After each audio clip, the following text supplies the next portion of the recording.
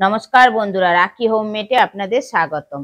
আমি আজকে পোহার রেসিপি নিয়ে চলে এসেছি। আমি আজকে বানাবো সব রকমের সবজি দিয়ে পোহা। এরম ভাবে বানাবো সেই ভিডিওটা আপনারা দেখতে থাকুন। ব্রেকফাস্টে পোহা বানানোর জন্য আমি এখানে সবজি কেটে নিয়েছি।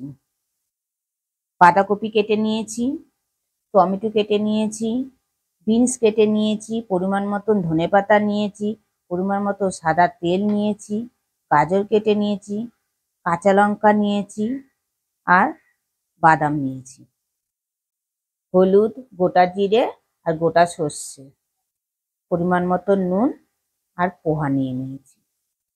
প্রথমে আমি পোহাগুলোকে ধুয়ে দেবো। একটা ঝুড়ি নিয়ে নিয়েছি, ঝুড়ির মধ্যে আমি পোহাগুলোকে দিয়ে দিলাম।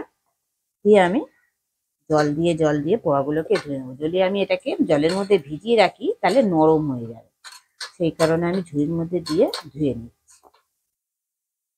জলটা ঝরতে দিয়ে দিলাম। এবার আমি মূল রান্নায় ফিরে এলাম। গ্যাসটা জ্বালিয়ে দিয়ে কড়াটা বসিয়ে দিয়েছি। কড়ার মধ্যে পরিমাণ মতন জল দিলাম।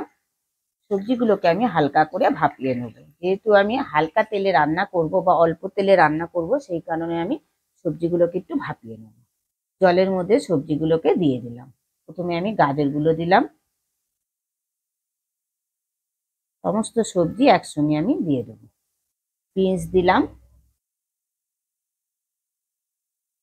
বাঁধাকপিগুলোও দিয়ে দিলাম।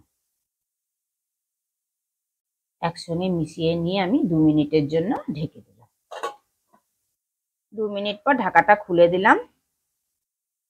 এবার আমি গ্যাসটা অফ করে দিলাম। জলটাকে আমি ঝরিয়ে নেবো সবজি থেকে। এবার রান্নাটা করার জন্য আমি কড়াইতে পরিমাণ মতো সাদা তেল দিলাম। তেলটা গরম হয়ে গেছে। প্রথমে আমি বাদামগুলো ভেজে নেব।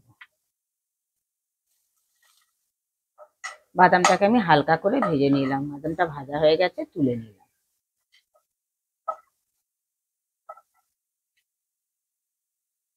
এবার ওই একই তেলের মধ্যে ফোড়নে দিলাম গোটা জিরে আর গোটা সর্ষে। আপনারা এই সময় কিন্তু কারি পাতাও অ্যাড করতে পারেন। ফোড়নটাকে আমি ভেজে নিলাম। এবার আমি সবজিগুলোকে দিয়ে দিলাম।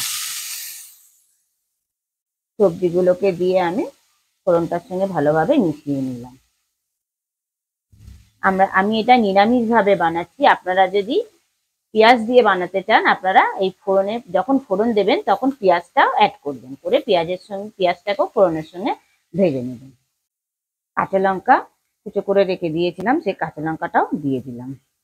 টমেটো কুচো করে রেখে দিয়েছিলাম, টমেটোটাও দিয়ে দিলাম।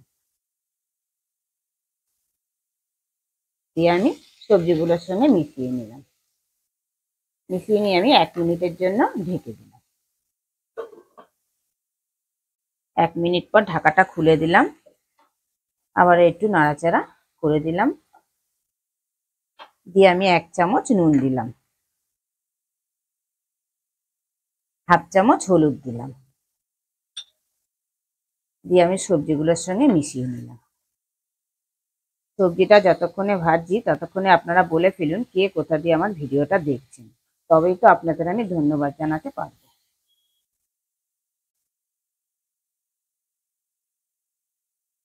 এখানে 1 চামচ আমি চিনি অ্যাড করলাম। চিনিটা অপশনাল, যারা পছন্দ করেন দেবেন, যারা পছন্দ করেন না দেবেন না।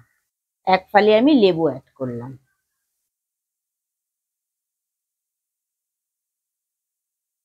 চিনি আর লেবুটা আমি সবজিগুলোর সঙ্গে ভালোভাবে মিশিয়ে নিলাম। এবার আমি পোহাগুলোকে অ্যাড করলাম। পোহাটাকে দিয়ে আমি ভালোভাবে সবজিগুলোর সঙ্গে মিশিয়ে নিলাম। পোহাগুলোকে দিয়ে আমি ভেজে নিলাম সবজিগুলোর সঙ্গে। এবার যে বাদামটা ভেজে রেখে দিয়েছিলাম, বাদামটা আমি দিয়ে দিলাম। ধনে পাতাগুলো যে কুচো করে রেখে দিয়েছিলাম, ধনে পাতাগুলোও দিয়ে দিলাম। সমস্ত কিছু দিয়ে আমি মিশিয়ে নিলাম। পোহাটা আমার পরিবেশনের জন্য অলমোস্ট কমপ্লিট। গ্যাসটা বন্ধ করে দিলাম। আরো 2 থেকে 3 মিনিট আমি স্ট্যান্ডিং টাইমে রেখে দিলাম। 2 থেকে 3 মিনিট স্ট্যান্ডিং টাইমে রাখার পর ফিরে এলাম। দেখুন বন্ধুরা, পোহাটা আমার অলমোস্ট কমপ্লিট। দেখতে কতটা লোভনীয় হয়েছে, তাহলে খেতে কতটা সুস্বাদু হবে। আপনারা ঘরে ব্রেকফাস্টে অনায়াসে বানিয়ে নিতে পারেন বা বাচ্চাদের টিফিনেও দিতে পারেন। ভিডিওটা ভালো লেগে থাকলে কমেন্টে অবশ্যই জানাবেন, লাইক আর শেয়ার করে দেবেন। আর আমার চ্যানেলের কেউ যদি নতুন বন্ধু হয়ে থাকেন, চ্যানেলটিকে সাবস্ক্রাইব করে দেওয়ার অনুরোধ রইল। পাশে বেল আইকনটা প্রেস করে দেবেন নতুন নতুন ভিডিও দেখার জন্য।